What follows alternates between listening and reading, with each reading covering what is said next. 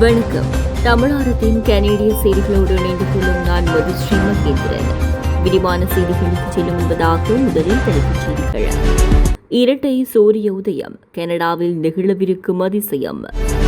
அமெரிக்க Canada உறவுகளில் நிரந்தர விரிசல் ஏற்படும், ஒலிவியா சாவ். டெஸ்லா நிறுவனத்துக்கு கனடா வழங்கிய அனைத்து சலுகைகளும் நிறுத்தம். அமெரிக்கா செல்லும் கனேடியர்களுக்கு புதிய வழிகாட்டுதல் வெளியீடு. அமெரிக்கா கனடா உறவில் வரலாற்று திருப்பம், பிரதமர் மார்க் கார்னி விலகல் அறிவிப்பு. நியூ ரங்கராஸ் தங்க சுரங்கம், Markham and Steeles, 6055 Steeles avenue east, C102. தொடர்பென விரிவான செய்திகள். வடகிழக்கு அமெரிக்க மாநிலங்கள் மற்றும் கிழக்கு கனடாவில் 2025 ஆண்டுக்கான முதல் சூரிய கிரகணம் சனிக்கிழமை நிகழவுள்ளது. இந்த சூரிய கிரகணத்தின் போது ஒரு அரிய வான நிகழ்வை காணலாம் என்று கூறப்படுகிறது. கடந்த ஏப்ரல் 8, 2024 அன்று ஏற்பட்டதைப் போல முழு சூரிய கிரகணம் இல்லாவிட்டாலும் இந்த சிறிய சூரிய கிரகணம் சூரியன் உதிக்கும் போது நடைபெறும் என தெரிவிக்கப்பட்டுள்ளது. கிரகணத்தின் புள்ளி கனடாவின் கியூபெக்கின் நுனாவிக் பகுதியில் நிகழும் என்றும் அங்கு சூரிய உதயத்தின் போது கிரகணம் தோன்றுவதை காண முடியும் என்றும் தெரிவிக்கப்பட்டுள்ளது. வட அமெரிக்காவிலும் இந்த நிகழ்வு சூரிய உதயத்தின் போது நிகழும். மேலும் நுனாவிக் முதல் கியூபெக், நியூ பிரன்ஸ்விக் மற்றும் மைனி வரையிலான டெர்மினேட்டில் உள்ள சில இடங்களில் கிரகணம் தோன்றுவதை காண முடியும். ஆகையால் இது ஒரு இரட்டை சூரிய உதயம் போல் தோன்றும் என்று கூறப்படுகிறது. இதனால் சில இடங்களில் சூரிய கொம்புகள் என அழைக்கப்படும் விசித்திரமான தோற்றம் உருவாகும். அமெரிக்கா கனடா அரசியல் உறவு மீண்டும் பழைய நிலைக்கு திரும்புமா? உறுதியாக சொல்ல முடியாது என டொரண்டோ மேயர் ஒலிவியா சாவ் தெரிவித்துள்ளார். ஊடகம் ஒன்றுக்கு கருத்து வெளியிட்ட போது அவர் இந்த விடயத்தை தெரிவித்துள்ளார். அரசுகளுக்கிடையே நம்பிக்கை இருக்கும் என்றே சொல்ல முடியாது, அதுதான் பயங்கரமான விஷயம் என தெரிவித்துள்ளார். டொரண்டோ நகரம் புதிய பொருளாதார திட்டத்தை ஒப்புக்கொண்டுள்ளது. $8.8 மில்லியனுக்குள் உள்ள கட்டுமான ஒப்பந்தங்கள் 100% கனேடிய நிறுவனங்களுக்கே வழங்கப்படும் என தெரிவித்துள்ளார். $353,000 குறைவான பொருட்கள், சேவைகள் கனேடிய நிறுவனங்களுக்கு மட்டும் வழங்கப்படும் என தெரிவித்துள்ளார். நாம் எங்கள் சொந்த பொருட்களை தயாரித்து நம்மையே நம்பும் சூழல் உருவாகும் என சாவ் மேலும் குறிப்பிட்டுள்ளார். ட்ரம்பின் முடிவுகள் எப்போது என்ன ஆகும் என்று கணிக்க முடியாது. நம்பிக்கை இல்லாமல் உறவு எப்படி இருக்கும் என அவர் கேள்வி எழுப்பியுள்ளார். அரசியல் உறவு முடிந்தாலும் கனேடியர்களுக்கும் அமெரிக்கர்களுக்கும் உறவு தொடரும் என அவர் நம்பிக்கை வெளியிட்டுள்ளார்.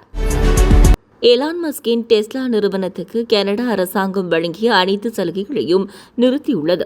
அதன்படி டெஸ்லா நிறுவனத்துக்கு கனடா வழங்கிய $43 மில்லியன் தள்ளுபடி தொகையை கனடா நிறுத்தி வைத்துள்ளது. அத்தோடு மின்சார வாகனங்களுக்கான தள்ளுபடி திட்டங்களிலிருந்து டெஸ்லா நிறுவனத்தை ஒதுக்கி வைத்துள்ளதாகவும் கனடா போக்குவரத்து துறை அமைச்சர் கிறிஸ்டியா ஃப்ரீலாண்ட் செவ்வாய் என்று தெரிவித்துள்ளார். ஒவ்வொரு கோரிக்கையும் தனித்தனியாக ஆராயப்பட்டு சரிபார்க்கப்படும் வரை டெஸ்லா நிறுவனத்துக்கு எந்த தள்ளுபடி தொகையும் வழங்கப்படாது என்றும் கிறிஸ்டியா ஃப்ரீலாண்ட் அலுவலகம் தெரிவித்துள்ளது. ஏப்ரல் 28 கனடாவில் பொதுத் தேர்தல் நடைபெற உள்ள நிலையில் அதற்கு முன்னதாகவே இந்த உத்தரவு பிறப்பிக்கப்பட்டுள்ளது. அமெரிக்காவுக்கு பயணிக்கும் கனேடியர்களுக்கான வழிகாட்டுதலை கனடா புதுப்பித்துள்ளது. அமெரிக்க ஜனாதிபதி டொனால்டு டிரம்பின் சில கொள்கைகள் காரணமாக இந்த மாற்றம் அறிவிக்கப்பட்டுள்ளது. ஏப்ரல் 11 முதல் அமெரிக்காவில் 30 நாட்களுக்கும் அதிகமாக தங்கவிருக்கும் கனேடியர்கள் அமெரிக்க அதிகாரிகளிடம் பதிவு செய்ய வேண்டும். இது செய்யப்படவில்லை என்றால் அபராதம், தண்டனை அல்லது குற்றச்சாட்டுகளுக்குள்ளாக வாய்ப்புள்ளதாக கனடாவின் சுற்றுலா அறிவிப்பு தெரிவித்துள்ளது. இதற்கு முன்னர் இந்த விதி அமுல்படுத்தப்படவில்லை. ஆனால் protecting the American people against invasion என்ற ட்ரம்பின் உத்தரவை முன்னிட்டு இதை அமெரிக்க அரசு கடுமையாக செயல்படுத்தியுள்ளது. மேலும் அமெரிக்க எல்லையின் விசா மற்றும் ஆவணங்கள் தொடர்பான பிரச்சினைகளால் பலர் தடுத்து வைக்கப்பட்டுள்ளனர். அதே சமயம் கடவுச்சீட்டில் பிறக்கும் போது பதிவு செய்யப்பட்ட பாலின தகவல் மட்டுமே இருக்க வேண்டும் என்ற ட்ரம்பின் உத்தரவால் டிரான்ஸ்ஜெண்டர் மற்றும் பைசெக்சுவல் சேர்ந்த நண்பர்கள் அமெரிக்கா பயணிக்க முன்வைக்கப்பட்டுள்ள தடைகள் குறித்து ஐரோப்பிய நாடுகளும் எச்சரிக்கை விடுத்துள்ளன. கனேடியர்கள் மீண்டும் அமெரிக்காவுக்கு பயணிப்பது குறைந்துள்ளது. கனடாவிலிருந்து அமெரிக்காவுக்கு வாகனத்தில் செல்லும் மக்கள் எண்ணிக்கை பிப்ரவரி மாதத்தில் 23% குறைந்துள்ளதோடு விமானம் மூலம் சென்றவர்களின் எண்ணிக்கையும் 13.1% குறைந்துள்ளது. அமெரிக்காவுடான உறவிலிருந்து விலகுவதாக கனடாவின் புதிய பிரதமராக பதவியேற்றுள்ள மார்க் கார்னி அறிவித்துள்ளார். அமெரிக்காவுடனான நீண்டகால பொருளாதார மற்றும் பாதுகாப்பு உறவிலிருந்து கனடா விலகுவதாக அந்நாட்டின் பிரதமர் மார்க் கார்னி அறிவித்துள்ளார். வர்த்தக பதட்டங்கள் அதிகரித்துள்ளதை காரணம் காட்டி பிரதமர் மார்க் கார்னி இந்த அறிவிப்பை வெளியிட்டார். அமைச்சரவை கூட்டத்துக்கு பிறகு அமெரிக்க ஜனாதிபதி டொனால்ட் ட்ரம்ப் விதித்துள்ள வரிகளுக்கு பதிலளிக்கும் விதமாக கனடா தனது பொருளாதாரத்தை அடிப்படை மாற்றத்துக்கு உட்படுத்த வேண்டியதன் அவசியத்தை கார்னி வலியுறுத்தினார். அமெரிக்காவின் 25% வாகன இறக்குமதி வரிக்கு பதிலடியாக அமெரிக்க பொருட்களுக்கு அதிகபட்ச தாக்கத்தை ஏற்படுத்தும் விதமாக கனடா பதிலடி வரி விதிக்க திட்டமிட்டுள்ளது. அத்துடன் 1965ஆம் ஆண்டு போடப்பட்ட கனடா அமெரிக்க வாகன உற்பத்தி ஒப்பந்தம் முடிவுக்கு வந்துள்ளதாக கார்னி ஆங்கில மற்றும் பிரெஞ்சு பத்திரிகையாளர்களிடம் அறிவித்துள்ளார்.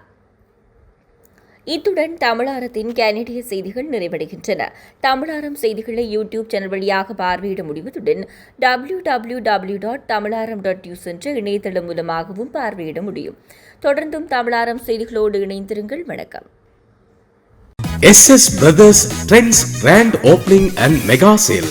கனடா மண்ணில் தமிழர்களின் மத்தியில் ஆண்களின் நவநாகரிக ஆடைகளின் தெரிவாக 8/2/2025 அன்று இம்மாதம் சனிக்கிழமை மார்னிங் சைட் அவென்யூ யூனிட் 9 கோலாகலமாக திறந்து வைக்கப்பட இருக்கின்றது SS Brothers Trends.